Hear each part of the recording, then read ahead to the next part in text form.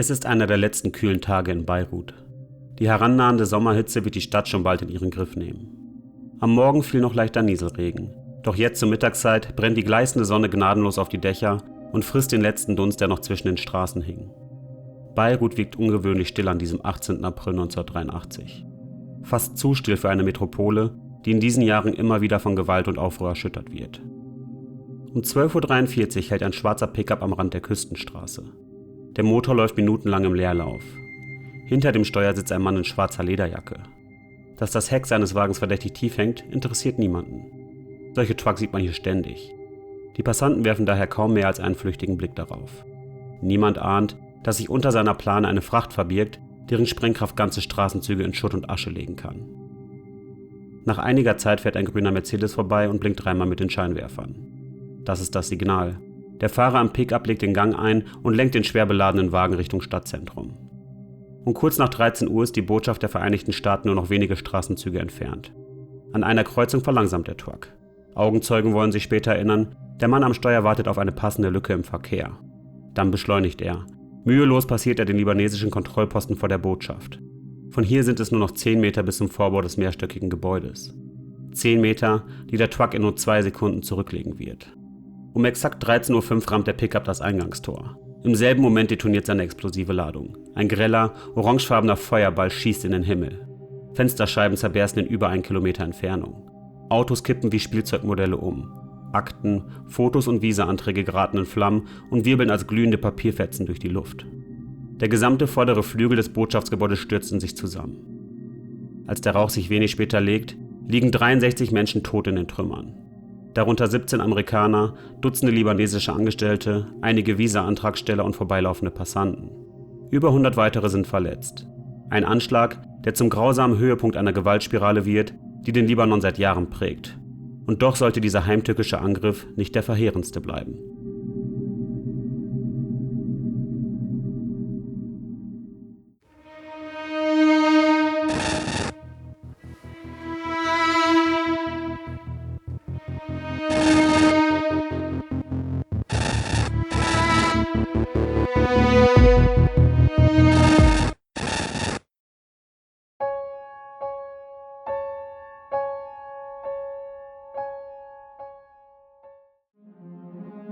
Nur wenige Minuten nach der Explosion vor dem amerikanischen Botschaftsgebäude geht im Büro der Nachrichtenagentur AFP in Beirut ein Anruf ein.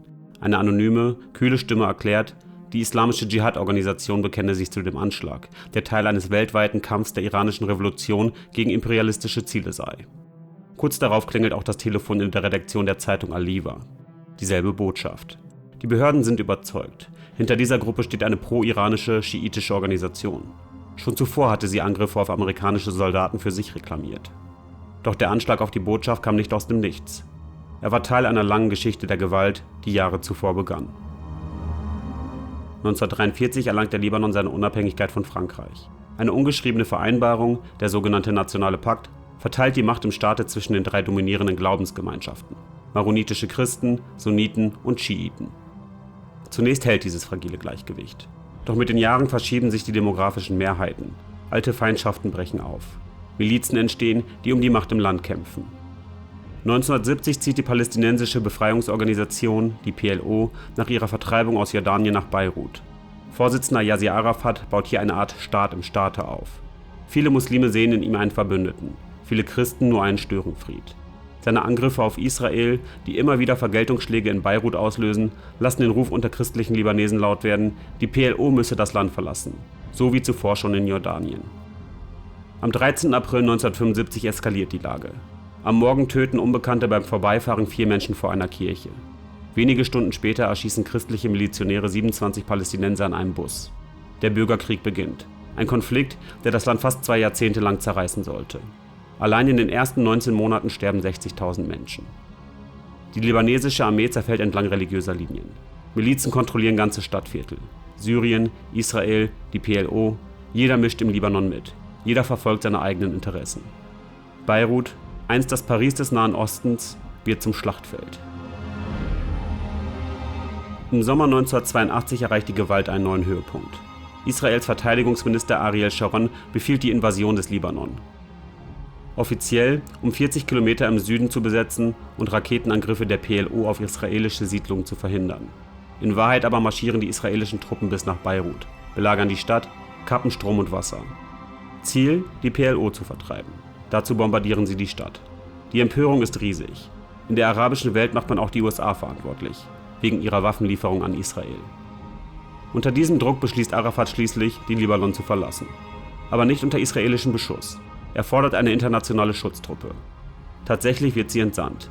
800 US-Marines, 800 französische und 400 italienische Soldaten überwachen den Abzug. Nur Wochen später erschüttert ein neues Attentat das Land. Bashir Gemayel, charismatischer Anführer einer christlichen Partei und frisch gewählter Präsident, stirbt durch eine Bombe. Kurz darauf stürmen christliche Milizen die von israelischen Soldaten umzingelten palästinensischen Lager von Sabra und Shatila. Ariel Sharon hatte zuvor mit aufgebrachten Anhängern Gemayels gesprochen und ihnen freie Hand gegeben, angebliche PLO-Kämpfer in den Lagern auszumerzen. Das, was folgt, geht als Massaker von Sabra und Shatila in die Geschichte ein. 36 Stunden lang morden die Milizionäre. Hunderte, vielleicht 1000 Menschen sterben. Fast ausschließlich alte Männer, Frauen und Kinder. Reporter berichten von Leichenbergen, von Straßen, die schwarz von Fliegen bedeckt sind. Die Bilder gehen um die Welt. Die Empörung ist groß und die USA geraten mitten in den Strudel der Gewalt. Präsident Ronald Reagan schickt die Marines zurück in den Libanon. Diesmal nicht nur zur Überwachung des PLO-Abzugs, sondern als Teil einer neuen multinationalen Truppe, zu der auch Frankreich, Italien und Großbritannien gehören. Diese Truppe, von den Vereinten Nationen auf Ersuchen der libanesischen Regierung gegründet, hat die Aufgabe, die libanesische Zivilbevölkerung zu schützen und den neuen Landesführer Amin Gemayel, Bruder des ermordeten Präsidenten, und der Armee bei der Wiederherstellung ihrer Autorität zu helfen. Sie sind ein Symbol der internationalen Präsenz, ein Versuch, Stabilität zu schaffen. Doch in einem Land, das längst entlang religiöser Linien zerfallen ist, wirkt jede Parteinahme wie ein Funke im Pulverfass. Und genau dieses Pulverfass sollte sich am 18. April 1983 entladen. Mit der Bombe, die die US-Botschaft in Beirut zerstörte.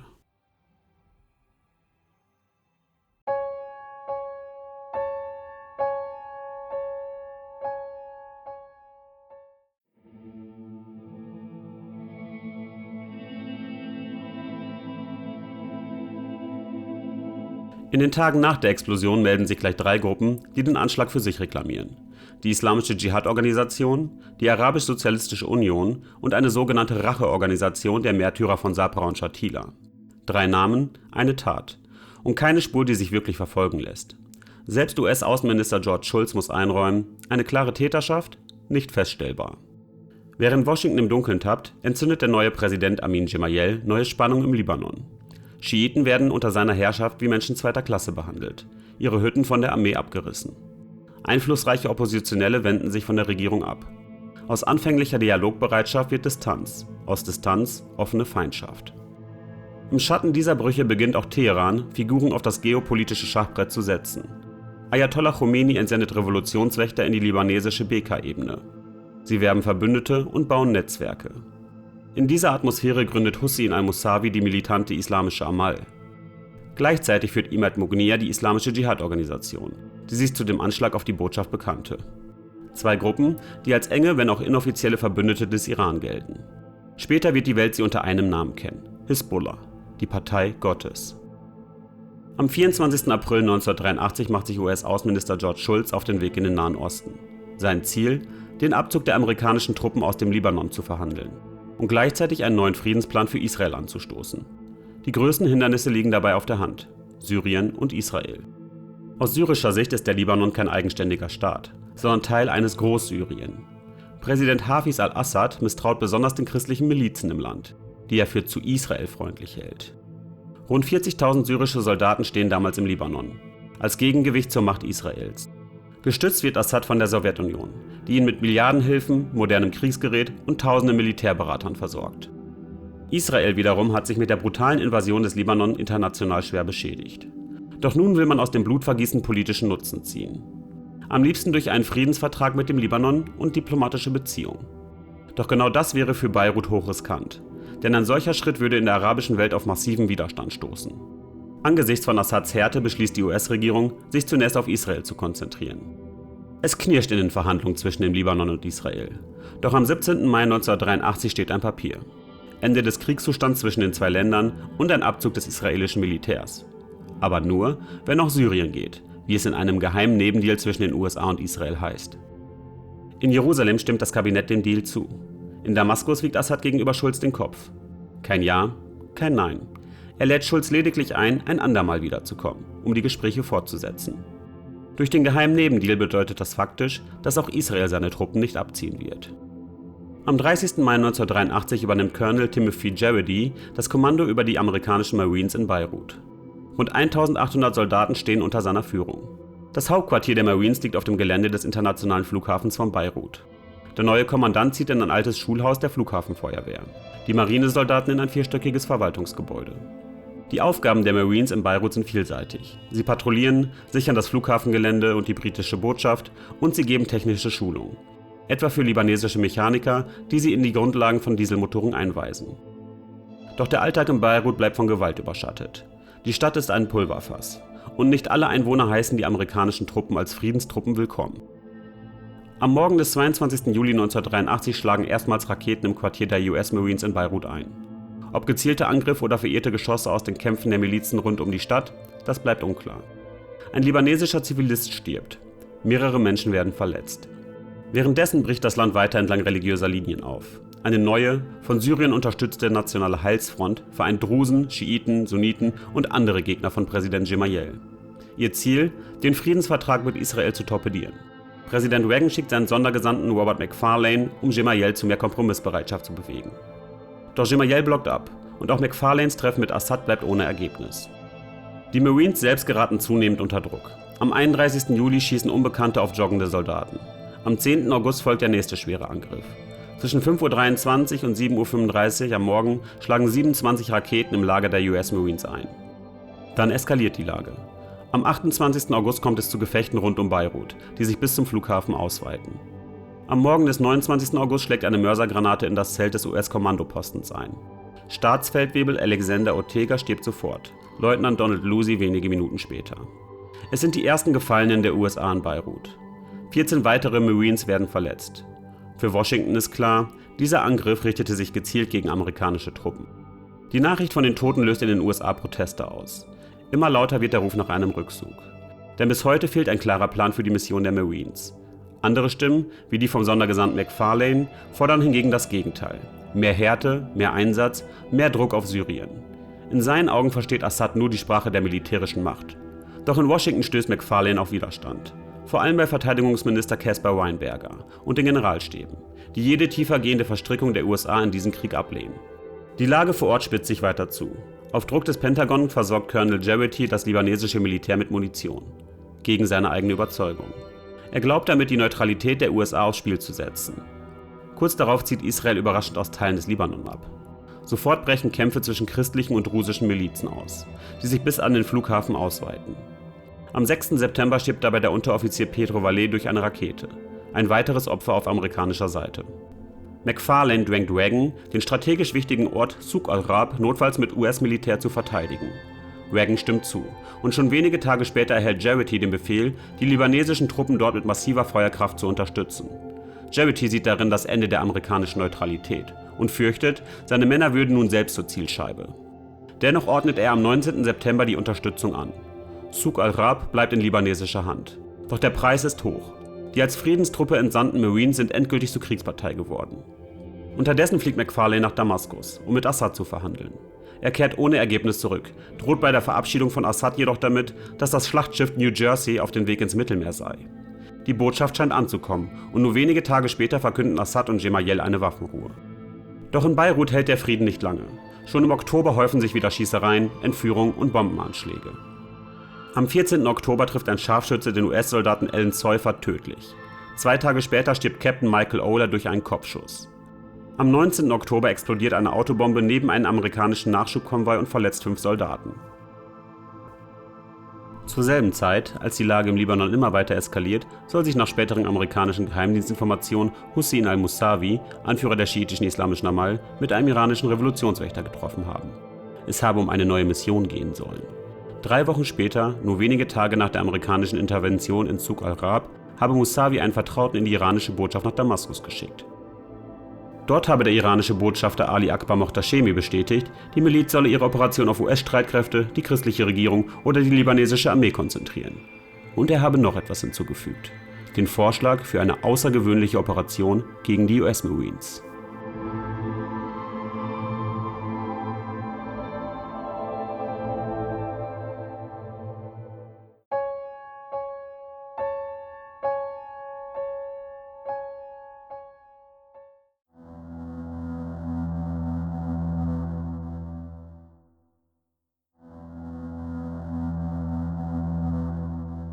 Der 23. Oktober 1983 beginnt ruhig am US-Marinestützpunkt am Flughafen von Beirut.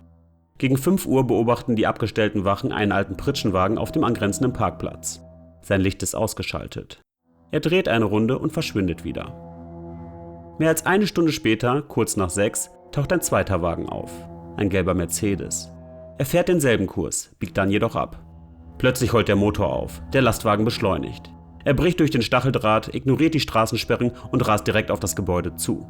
Wachmann Eddie DeFranco lädt sein Gewehr, doch er kommt zu spät. Der Mercedes passiert ihn. Der Fahrer trägt ein blaues Hemd und, so beschreibt es DeFranco später, das Grinsen eines Verrückten im Gesicht. In Sekundenbruchteilen fährt der Wagen an den Wachen vorbei, zerstört die Baracke am Eingang und kracht ins Atrium des vierstöckigen Gebäudes. Dann Stille. Um exakt 6:21 Uhr und 26 Sekunden detoniert seine Ladung. Die Explosion entspricht mehr als 12.000 Kilo TNT, 6-mal stärker als der Anschlag auf die US-Botschaft Monate zuvor. Das Dach des Gebäudes wirkt wie ein Korken, der die Wucht einfängt und verstärkt. Die untere Etage wird in den Boden gedrückt, die oberen Stockwerke reißen von den Betonstützen. Das Gebäude implodiert. Hunderte Marines und Matrosen liegen unter den Trümmern begraben. Viele sterben im Schlaf, erschlagen vom Beton und Stahl. Andere leben noch, eingeklemmt unter Feldbetten, Schreibtischen, zerborstenen Wänden. Sekunden zuvor war es ihr Zuhause. Nun ist es ein Massengrab. Die Explosion hatte das Bataillonshauptquartier vollkommen zerstört. Mit einem Schlag brach die Kommunikation zu den Frontkompanien zusammen. Genau in dem Moment, als niemand wusste, ob dies vielleicht nur die erste Welle eines größeren Angriffs war. Die Sorge bestätigte sich, als wenige Minuten später eine neue Meldung über Funk eintraf. Auch die französischen Fallschirmjäger, nur 4 Kilometer nördlich vom Flughafen, waren getroffen worden. Als ein Selbstmordattentäter mit einem Kleinlaster auf das sogenannte Drakkar-Gebäude zusteuerte, eröffneten offiziellen Berichten zufolge französische Fallschirmjäger das Feuer. Der Fahrer wurde vermutlich tödlich getroffen. Das Fahrzeug kam rund 14 Meter vor dem Gebäude zum Stehen. Doch wenige Augenblicke später detonierte die Bombe dennoch. Die Explosion riss das 9-stöckige Gebäude mit sich und tötete 58 französische Fallschirmjäger. Die Ladung war wahrscheinlich ferngesteuert gezündet worden. Viele der Fallschirmjäger hatten sich nur kurz zuvor auf ihrem Balkon versammelt, um die Ereignisse am Flughafen von Beirut zu beobachten. Währenddessen beginnen die amerikanischen Überlebenden am Flughafen, Verletzte und Tote aus den Trümmern zu bergen. Die Szenen sind grausam. Männer mit abgetrennten Gliedmaßen, zerdrückten Körperteilen, klaffenden Wunden. Helfer stoßen auf Leiber ohne Augen, ohne Zähne. Auf dem Kriegsschiff Iwo Jima, das noch am selben Tag zu einem schwimmenden Lazarett umfunktioniert wird, versorgen Ärzte so viele wie möglich. In den USA ist die Reaktion heftig. Schon früh geben Regierungsvertreter dem Iran die Schuld und stellen Verbindung her zum Anschlag auf die amerikanische Botschaft 188 Tage zuvor. Es soll der tödlichste Tag der US Marines seit dem Zweiten Weltkrieg sein.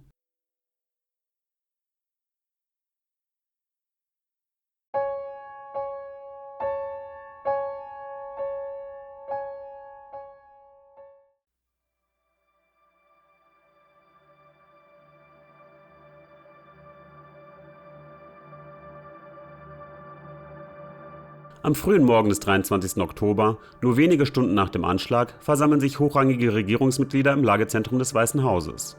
Präsident Reagan und sein Sicherheitsberater lassen sich die Details berichten. Immer mehr Hinweise würden auf den Iran deuten. Um 10:30 Uhr tritt Verteidigungsminister Caspar Weinberger vor die Presse. Auf die Frage, ob Syrien oder gar die Sowjetunion verwickelt sein könnten, antwortet er, es gebe viele Indizien und nicht wenige davon zeigten auf den Iran. Auch später an diesem Tag folgen offizielle Stellungnahmen. Doch als Journalisten wissen wollen, welche Beweise genau vorliegen, antwortet der Sprecher des Weißen Hauses, Larry Speakes, nur mit einem Wort: Geheimdienstinformation. Die öffentliche Stimmung in den USA ist aufgebracht. Viele fordern den sofortigen Abzug der Marines aus dem Libanon. Doch Regierungsvertreter warnen, ein Rückzug würde das Land ins Chaos stürzen und den Terroristen signalisieren, dass Gewalt sich lohnt. Der Sprecher des Repräsentantenhauses, Tip O'Neill, erklärt, ein Abzug aus der Region wäre ein Sieg für die Russen. Am Nachmittag kehrt Reagan ins Lagezentrum zurück. Auf der Agenda die Reaktion auf den Anschlag, geplante Pressestatements, Maßnahmen zur Verringerung der Verwundbarkeit der Marines. Große Teile des 13-seitigen Protokolls sind bis heute geheim. Doch die freigegebenen Abschnitte machen klar, die Schuld wird dem Iran gegeben und schiitischen Gruppen wie der islamischen Amal von Hussein al-Musawi. Um 19:06 Uhr schließlich gibt Larry Speakes die letzte Erklärung des Tages ab. Warum sollte der Iran einen solchen Angriff verüben? Seine Antwort: um die Amerikaner aus der Region zu vertreiben. Und um den Friedensprozess zu torpedieren, der libanesischen Regierung ihre Souveränität zurückgeben sollte. Nachdem der erste Schock über den Anschlag überwunden ist, intensiviert sich die Debatte im US-Kongress. Einige fordern den Abzug der Marines, andere eine Neubewertung der Mission oder bessere Sicherheitsvorkehrungen. Um die Wogen zu glätten, spricht Außenminister Schultz hinter verschlossenen Türen mit den Ausschüssen für Auswärtige Angelegenheiten. Seine Botschaft ist eindeutig: Der Libanon sei nicht isoliert zu betrachten, sondern Teil der größeren amerikanischen Strategie im Nahen Osten. Wir sind im Libanon, weil der Ausgang des Libanon unsere Position im gesamten Nahen Osten beeinflussen wird, erklärt er. Ein Abzug, so Schultz, wäre ein Sieg für radikale Kräfte und würde das Vertrauen in die USA zerstören, während die Sowjetunion profitieren würde. Reporter suchen unterdessen die mutmaßlichen Drahtzieher auf. In der Bekaa-Ebene treffen sie Hussein al-Musawi, den Anführer der islamischen Amal, den amerikanische Geheimdienste hinter dem Anschlag vermuten. Im Interview bestreitet er jede Beteiligung, verneigt sich jedoch zugleich vor den Seelen der Märtyrer, die den Angriff ausgeführt hätten. Berichte besagen außerdem, dass Imad Muhniyah, Führer der islamischen Dschihad-Organisation, die Explosion mit einem Fernglas von einem Dach aus beobachtet haben soll. In den Tagen nach dem Anschlag suchen Ermittler fieberhaft nach weiteren Spuren. Schon bald stößt das FBI auf Hinweise, die den Verdacht erhärten. Die Täter könnten aus demselben Umfeld stammen wie jene, die Monate zuvor die US-Botschaft in Beirut zerstörten. In den Trümmern finden sie Reste des gleichen Sprengstoffs. Während am Flughafen von Beirut die Aufräumarbeiten weiterlaufen, beginnt für die Angehörigen der Marines eine Zeit des bangen Wartens. Viele haben seit Tagen keine Nachricht, wissen nicht, ob ihre Väter, Söhne oder Brüder unter den Toten sind. Die Informationslage ist vage, voller Lücken. Die Identifizierung der Leichname erweist sich als schwierig. Viele Soldaten sind im Schlaf getötet worden, ohne Ausweise oder Erkennungsmarken bei sich zu tragen. Ihre Körper werden nach Deutschland gebracht. Dort röntgt man die menschlichen Überreste und nimmt Fingerabdrücke. Zahnärzte vergleichen Gebisse mit unter den Trümmern gefundenen Röntgenaufnahmen. Ein akribischer, 17 Tage dauernder Prozess. Am Ende können 96% der Opfer identifiziert werden. Fast alle 241 Marines, Matrosen und Soldaten, die an diesem Sonntagmorgen ums Leben gekommen waren. Von Deutschland aus werden die Särge nach Dover überführt. Dort wird jeder Sarg in die Flagge der Vereinigten Staaten gehüllt. Insgesamt 13 Flüge bringen die Gefallenen heim. Am 4. November besucht Präsident Reagan zusammen mit der First Lady und hohen Regierungsvertretern das Camp Lejeune in North Carolina. Dort, auf einer großen Militärbasis in Jacksonville, versammeln sich 5000 Menschen zu einem Gottesdienst für die Gefallenen. Unter ihnen viele Angehörige, aber auch 2 Dutzend verwundete Marines. 2 Tage zuvor, am 2. November, werden auch die Särge der in Beirut getöteten französischen Soldaten in Paris anlässlich einer Zeremonie in Anwesenheit von Präsident François Mitterrand versammelt. In den kommenden Wochen richtet sich Amerikas Blick zunehmend auf die Drahtzieher. Mehr als ein halbes Dutzend abgefangene Nachrichten belegen, dass Teheran und Damaskus libanesische Milizen drängten, amerikanische und französische Ziele anzugreifen. Am deutlichsten ist ein Funkspruch vom 22. September. Der iranische Botschafter Mohtashemi erklärt darin, er habe Hussein al-Musawi angewiesen, einen außergewöhnlichen Angriff gegen die US Marines zu unternehmen. Doch wie auf diese Erkenntnisse reagieren? In Washington tobt erneut der Streit. Gemeinsam mit den Franzosen steht ein Vergeltungsschlag im Raum. Ein Angriff auf die Scheich-Abdullah-Kaserne im libanesischen Baalbek, wo iranische Revolutionsgarden Hisbollah-Kämpfer trainieren sollen. Doch während Außenminister Schultz einen harten Kurs fordert, bremst Verteidigungsminister Weinberger. Am Ende können sich die Amerikaner nicht einigen und Frankreich fliegt den Angriff allein. Die USA hingegen ziehen keine militärische Konsequenz. Der Tod von 220 Marines, 18 Matrosen und 3 Soldaten bleibt ungesühnt. Washingtons einzige Reaktion: 1984 wird der Iran offiziell als Staat eingestuft, der den Terrorismus unterstützt. Monate nach dem Anschlag werden schließlich 2 Kommissionen eingesetzt, um Antworten zu finden. Wie konnte es so weit kommen? Wie war der Angriff überhaupt möglich gewesen? Während das Komitee für die Streitkräfte im Repräsentantenhaus vor allem auf Sicherheitslücken und individuelles Versagen vor Ort blickt, schlägt die sogenannte Long-Kommission des Pentagon Alarm. Die Sicherheitsmängel waren gravierend, aber gravierender sei das neue, bleibende Phänomen des Terrorismus. Und Amerika müsse lernen, sich auf diesen einzustellen. Doch die Realität überrollt alle Pläne, wie diesem neuen Terrorismus im Libanon zu begegnen sei. Am 4. Februar 1984 erklärt Präsident Reagan in seiner wöchentlichen Ansprache noch: Die Lage im Libanon sei schwierig, frustrierend und gefährlich, aber kein Grund, seinen Freunden den Rücken zu kehren. Nur 2 Tage später bricht die Gewalt mit voller Wucht los. Feindliche Milizen stürmen Beirut, Artilleriefeuer prasselt auf die Stadt, Schüsse hallen durch die Straßen. Das libanesische Militär zerfällt. Ganze Einheiten laufen zu den Milizen über, mitsamt ihren amerikanischen Waffen. Die Regierung Gemayels stürzt in sich zusammen. Einen Tag später, am 7. Februar, kündigt Reagan an, die Marines auf die Schiffe vor die Küste zu verlegen. Kein Abzug, so nennt er es, sondern eine Umschichtung. Doch die Entscheidung löst eine Kettenreaktion aus. Am 8. Februar ziehen die Briten ab, am 20. die Italiener. Nur die Franzosen halten noch wenige Wochen durch, bevor auch sie Ende März Beirut verlassen. Am 26. Februar 1984 bereiten sich die letzten Marines auf den Abzug vor. Nach 1,5 Jahren endet damit das amerikanische Engagement im Libanon. 6 Minuten, nachdem der letzte US-Soldat den Boden Beiruts verlassen hatte, hissen Milizionäre ihre Fahne über den Wachturm des Flughafens von Beirut. Und mit dem Abzug der Amerikaner bricht der Libanon erneut in Gewalt und Bürgerkrieg auseinander. Ein Konflikt, der noch bis 1990 andauern soll.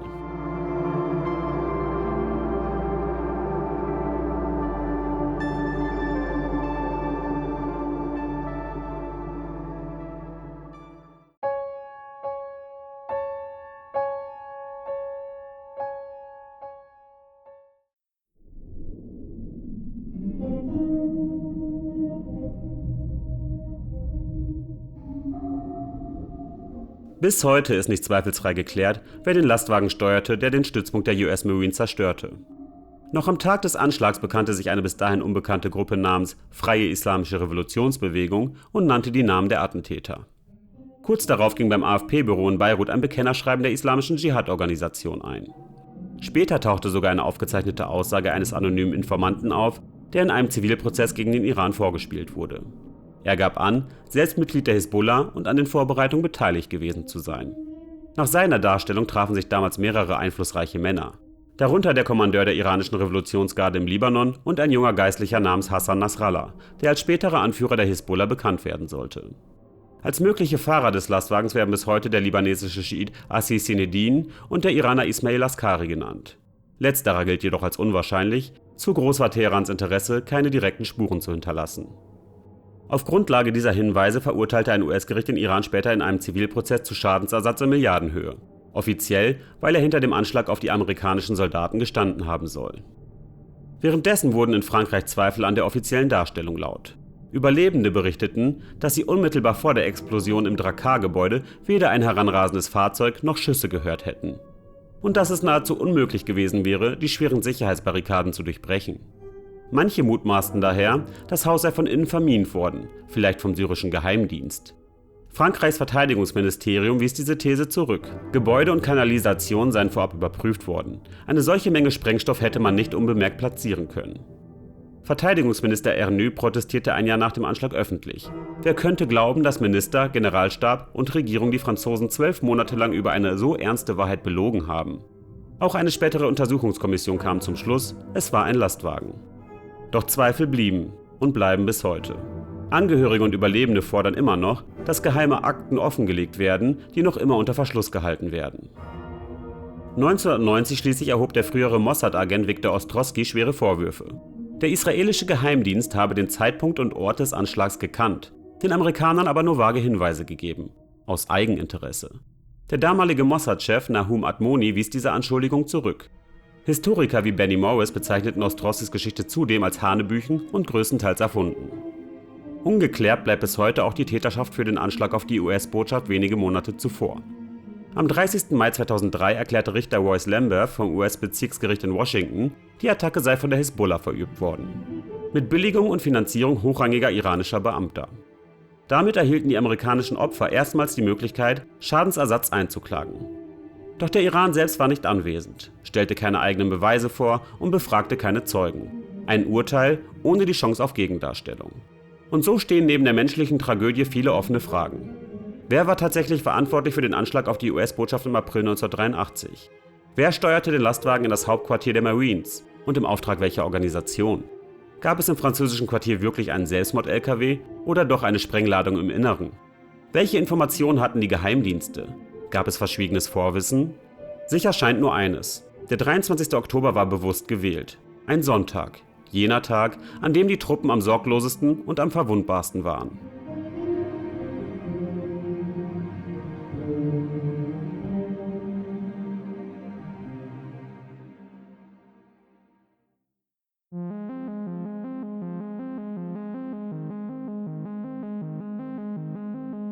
Damit sind wir am Ende dieser Geschichte angekommen. Was denkt ihr über diese Ereignisse? Hattet ihr schon einmal von dem Anschlag auf die multinationalen Truppen in Beirut gehört? Oder war diese Geschichte neu für euch? Wer, glaubt ihr, steckte wirklich dahinter? Und was haltet ihr von den Aussagen der französischen Zeitzeugen, die die offizielle Version des Angriffs in Frage stellen? Meint ihr, dass es damals vielleicht sogar Vorwissen gab, das nicht geteilt wurde? Schreibt mir eure Gedanken dazu gerne unten in die Kommentare. Und sagt mir auch gern, wie euch dieses erste Video von mir gefallen hat. Hat euch das Thema interessiert? Habt ihr vielleicht sogar Vorschläge für weitere Videos? Dann lasst es mich gerne wissen.